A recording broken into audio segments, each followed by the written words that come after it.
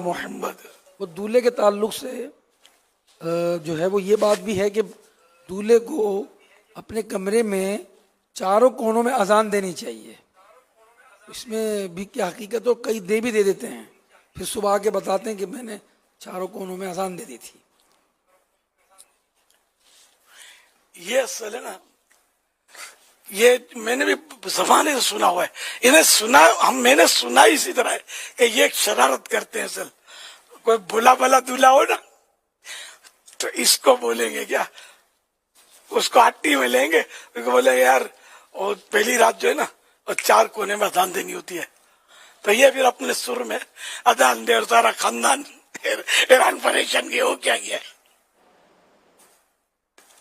یوں یہ بہت پہلے سے سنا ہوا ہے میں نے.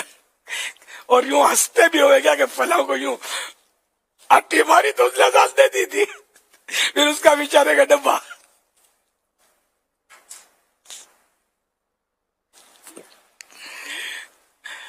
اللہ بہتر جانے. بہرحال ایک اذان دینا تو ایک اچھا کام ہے، لیکن اب یہ کہ اس میں وہاں اذان دینا یہ کوئی مطلب وہ بھی بند کمرے میں.